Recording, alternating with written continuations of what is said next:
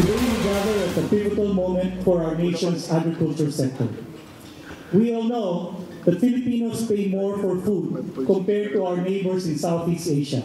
Despite this high cost, our agricultural workers, who make up 24% of our workforce, remain to be the poorest sector of the economy. Ito raw ang malaking hamon na kinakaharap ng sektor ng agrikultura sa ating bansa. Ang mismong mga nagpapakain sa mga Pilipino, sila yung mga mahihirap at walang makain. Isa umanong dahilan ang importasyon. Sa pagsasama ng mga business groups at agricultural stakeholders, nabuo ang Farmers Entrepreneurship Program o FEP. Sa programang ito, mismong mga maliliit na magsasaka ang ginagawang supplier ng ilang mga korporasyon. Sa nakalipas na 8 taon, mahigit 11 milyong kilo ng gulay na ang nabili ng isang malaking fast food restaurant sa bansa mula sa 30 maliliit na farmer groups. As our company grew, its requirement for quality vegetables for our diverse menu products also increased. Today, sourcing directly from farmer cooperatives has become a key procurement growth strategy of the company.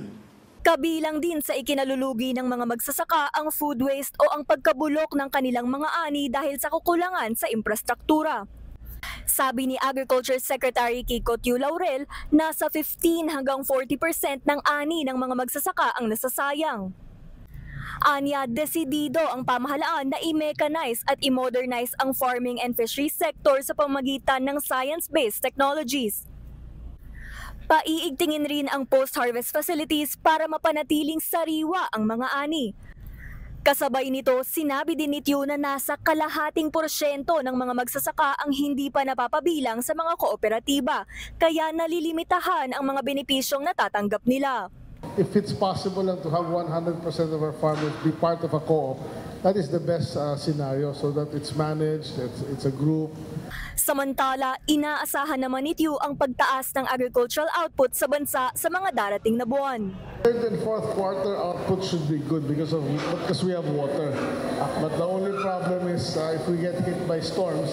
I'm still optimistic na it will be much better than first half of this year. Para sa Agenda, Sujan Kim, BNC.